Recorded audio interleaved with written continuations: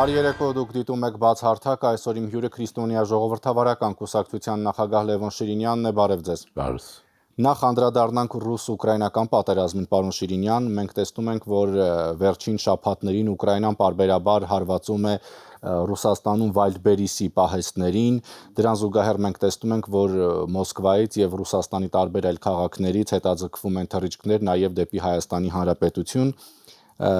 Ինչ կանխատեսում եք անում այս առումով եւ առհասարակ ինչու է վերջին շաբաթներին ավելի թեժացել ռուս-ուկրաինական պատերազմը։ Դե դա ակնհայտ է, Ուկրաինան որևէ տարբերակ չունի հանձնվելու եւ չանելու, ինչ անում է, եւ Եվրոպան չունի ոչ մի շանս չօգնելու։ Բայց պատերազմ ինքն է վարում, այն ռուսների ասածը չի, որ ՆԱՏՕ-ն իր դեմ։ Դրանք օգնողներ են, հիմա ինչ անում։ Ի վերջո կարողացան այն պոտենցիալը ստեղծել, հատկապես նոր տեխնոլոգիաների ոլորտում եւ մեր գեներալիտետը շատ բան ունի սովորելու, որ իրենք պատերազմը տեղափոխեցին Ռուսաստանի տարածք։ Ինչ են անում դրանով, այդ Վայլդբերիս եւ այլն։ Ուրեմն նախ դրանով իրենք ժողովրդին հասանելի են դարձնում, որ մահը դուրդ է եկել, որը դուք եք սկսել, որտեղ նրանք չէին հաղորդում, չէ՞։ Երկրորդը Ռուսաստանին զրկում են դարավոր ստրատեգիական առավելությունից, տարածքի առավելությունից։ Եթե Տյումեն են խփում, այլ հարցը փակվեց, այլ Տիգունքը որս է, Ռուսաստանը հաղթել է տարածքով, նահանջում է, առնակամանում, հետո հարձակվում զորով եւ այլն հաղթում է։ Այդ բոլորը այլևս չկան։ Այն է, ինչ որ ես ժամանակին ասում էի, դա կարող եմ ասել եւ կիրառում են երկու սկզբունք։ Սա բժեզինսկու կոնցեպցիան է, ինչ ուկրաինացի կանում են, այսինքն լավ են յուրացրել ստրատեգիական միտքը, որը առաջինը դա եւ երկրորդը անզիջում պրևենտիվ պատերազմ։ Լավ, ինչու վերջին շաբաթներին այսպես թեժացավ։ Որովհետեւ Ուկրաինան հասկանում է, որ ինքը շատ է արյուն տալիս։ Այդ մի քանի տարի շարունակ չէր հասկանում, նոր հասկացել։ Չէ, ուժ չուներ, կուտակել են եւ հիմա ուզում են Ռուսաստանին պարտադրել խաղաղություն, պարտադրելու են եւ առանց թիզ հող թողելու։ Ինչով եք վստահ, որ պարտադրելու է, որովհետեւ տեսեք Սև ծովում առաջարկվող հրադադարին ամեն դեպքում Ուկրաինայի կողմից առաջարկվող հրադադարին Ռուսաստանը այս պահի դրությամբ դեռ չի էլ համաձայնվում եւ մերժում է։ Ռուսաստանը գիտեք հոգեբանական ճգնաժամի մեջ է։ Ինքը հարձակվել է 3 օրում հաղթելու համար, խոստացել է 3 տարի, տարավ 30 տարի, նա պիտի այդ տեսքը պահի։ Եվ այստեղ մի խնդիր կա Կրեմլի վերնախավի համար։ Նման պայմաններում հեղաշրջումներ են լինում, ցարին խեղդում են ռուսական ավանդույթով եւ ես վստահ եմ, որ 1917 թվականի ցարի գահանգեցությունը հանգարց որ եղավ, իրենք դա հիշում են, որտեղ իրենք ուրիշին բարդադրում են կեղծ պատմություն, իրենք իրենց պատմությունը լավ գիտեն։ Ռուսաստան հանգարց է փլուզվում բոլոր պատերազմների բaragայում եւ մի կետի վրա որ խաղում էին, որովհետեւ հաղթեն, դա այն է, որ Ռուսաստանը հաղթել է որևէ պատերազմ, եթե արևմտյան որևէ խոշոր տերություն իր հետ դաշնակից է եղել։ Ֆրանսիա, Անգլիա, Գերմանիա կարևոր չի։ Հիմա այդ դաշնակցին չի կարող։ Բայց հիմա նաև կան վերլուծություններ, որ քանի որ արխիվում Ռուսաստանում ընտրություններ են, մենք գիտենք, ապա շատ որոշիչ կլինի նաև ընտրություններից հետո հիմա այսպես ասած մի փոքր զիջումների է գնում կամ մի փոքր գուցեև թուլացել են Ռուսաստանի դիրքերը, ինչպես դուք եք ասում, բայց ընտրություններից հետո Ռուսաստանը նորից կակտիվանա։ Կակտիվանա, բայց ուկրաինացիները քնած չեն։ Մենք պետք է հիշենք, որ խորհրդային տարիների ռազմաարդյունաբերության լավագույն հատվածը Ուկրաինայում էր։ Եվ ուկրաինացիներն ունեն լավագույն զինվորական վերնախավ ունեցել են Վատուտին եւ այլն, դրանք ռուս չեն։ Բայց դե Ուկրաինան էլ շատ ուժում եւ շատ զոհեր ունեն այս этаպում։ Եվ երկրորդը տեխնոլոգիաների ոլորտում շատ են առաջանցել։ Ես ձեզ կարող եմ ասել երկու գեներալի ազգանուն, առաջինը ուրեմն նախկին նախարարներ Զալուժնին եւ մեկը որ կա դրոպ ինչ որ նոր է, սրանք նորագույն տեխնոլոգիաների նորագույն ստրատեգներն են համաշխարհային մասշտաբով եւ ամերիկացիներ վերլուծաբաններ, որոնք ազնիվ են անգերցել, ասում են որ նույնիսկ ՆԱՏՕ Միացյալ Նահանգների ռազմական գերատեսչությունները այդ մակարդակի գեներալիտետի հարցով գուցեև չունեն։ Մի քիչ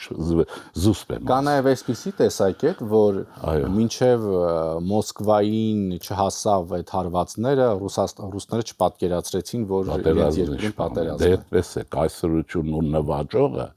այսպես է, էլի, հիմա չեմ ուզում ասեմ վիրավորական, չիմ ասած ես ընդհանրապես դրան։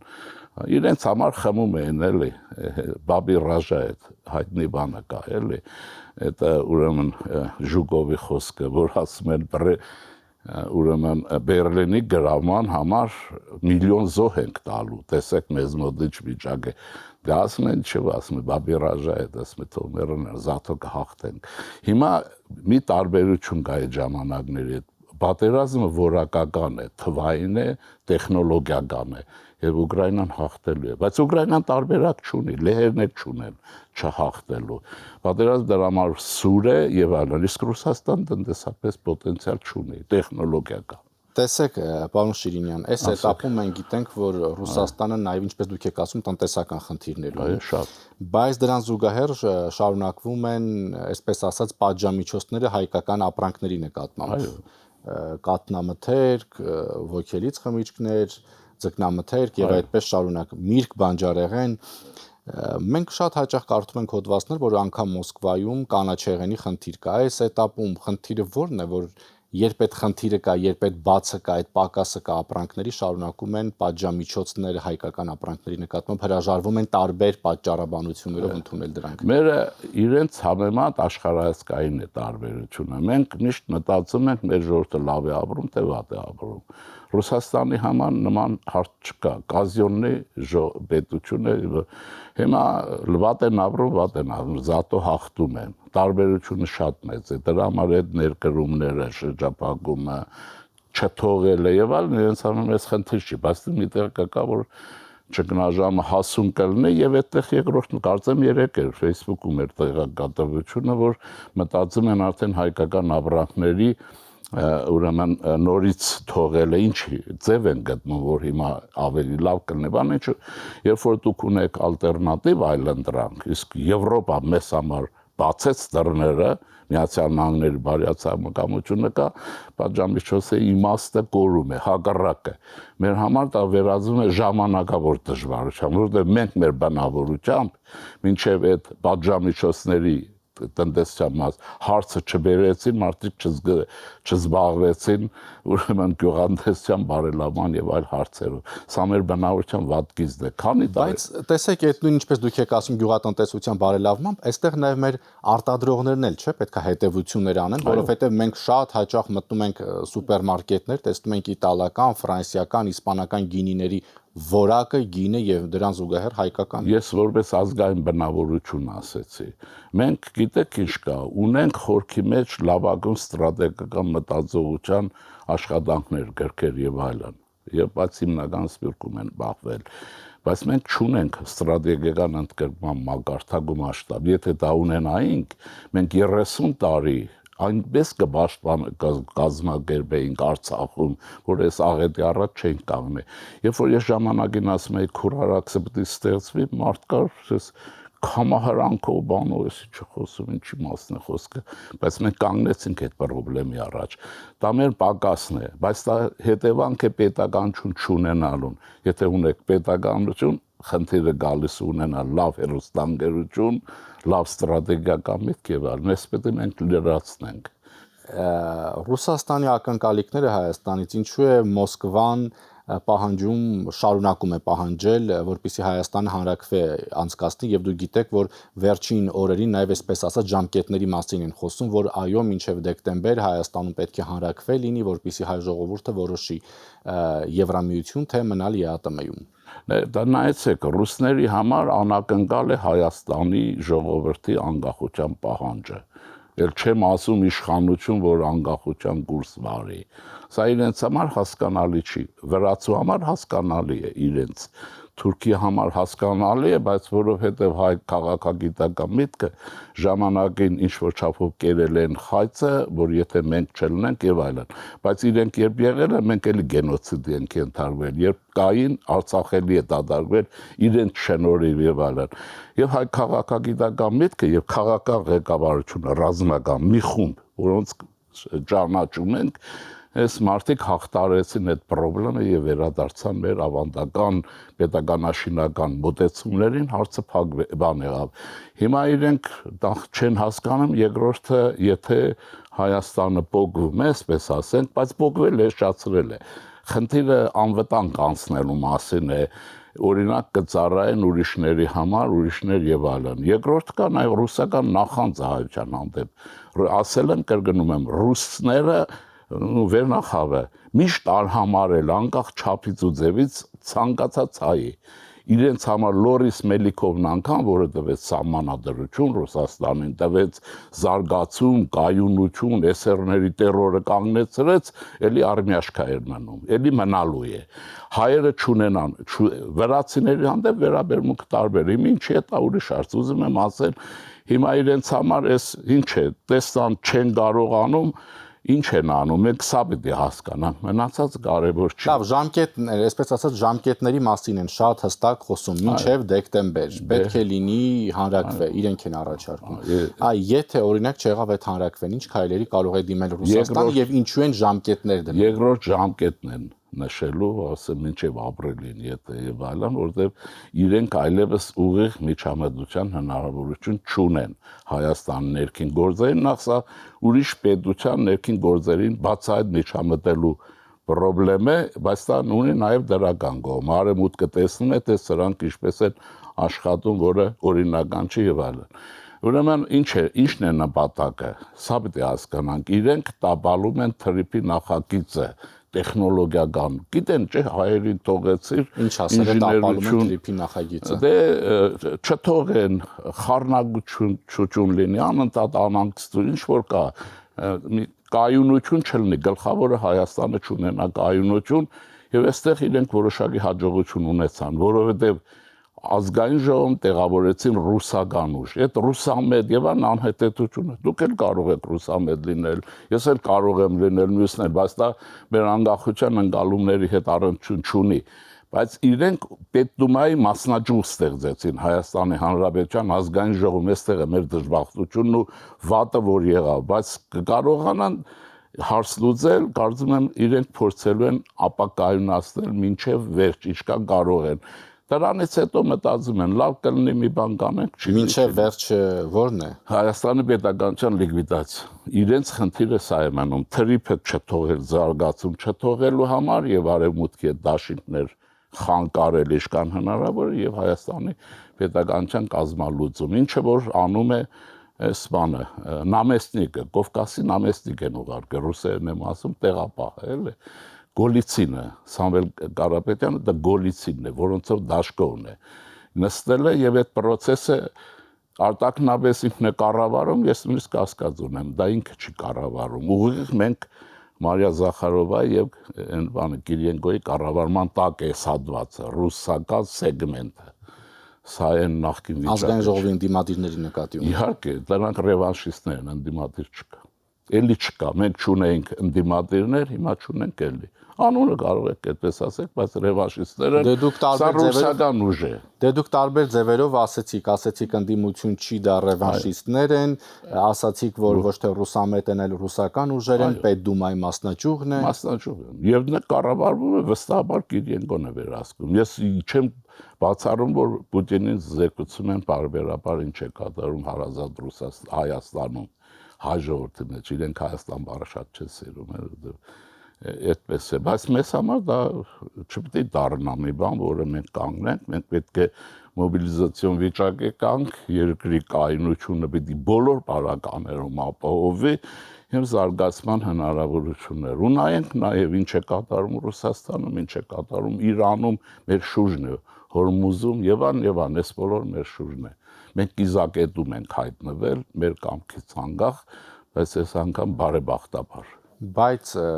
դուք նորմալ եք համարում այն բանավեճ, այն խոսույթը, որը այսօր տեղի ունենում Հայաստանի Հանրապետության ազգային ժողովում։ Չէ, դե նորմալ է։ Ես հիշում եք մեր վերջին ընտրությունների նախորդ շրջանում ես ասել եմ ձեր մոտ ու կրկնում եմ, մենք չենք ունենք պարլամենտ, չունենք պարլամենտարիզմ։ Ընտրություններն անցան, մենք ունենք պարլամենտ երկու թևանի, այնտեղ կարևոր չի քանիսներն են ֆրակցիայում բանում։ Չունենք պարլամենտարիզմ, այդ պարլամենտական մշակույթը չկա եւ չի կարող լինել։ Մենք ունենք մի պարլամենտ, որտեղ դեմոկրատական ուժերը մուտք չունեն երկու անգամ է։ Հիմա կարող եք քննադատել։ Դե դեմոկրատական ուժերը պետք է հետևություն անեն։ Չէ, անում են, բայց այդ վիճակում դա հնարավոր բան չէ, բայց դա ողբերգություն չի։ Հիմա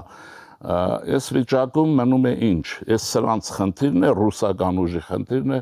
սաբոտաժը պետականության իրենք այդ էլ անում են սաբոտաժ։ Ինչու է անհետևական, անհասկանալի քաղաքացու համար առանձների բան, որովհետև նայում են հայ մարդիկ են ինչի են անում, այս մի հարցը կա, երկրորդը կա, որովհետև իրենք չգիտեն իրենք ինչ են անում։ Չէ, բայց դա առհասարակ կապ չունի ով ինչպես է անում, բայց մեկը ծափ է տալիս, մյուսը սեղանին է խփում։ Դե սաբոտաժ է, էլի։ Սաբոտաժ է։ Պարլամենտը Ես առհասարակ բոլորին նկատի ունեմ, ոչ թե կոնկրետ որևէ։ Մեկ է, այնտեղ երկու բևեր է։ 10 սատ էլ լինեն, երկու բևերն է։ Բանն է քաղաքացիական պայմանագիրն է վարչապետի հենարան եւ խնդիր իրենց վարչապետությունն է։ Երկրորդը մնացածներն են մի ծափարողների նույն խումբն է։ Մեկը, այսպես ասենք, մայրաքաղաքային իմպերիական, դա նամեստնիկինն է, տեղապահինը եւ եսը գավառական, որ այս քաղաքականությամբ, բայց այդ երկու բևերը երկուս են, չէ՞, մենք ունենք բևերանի խորհրդարան հիմա,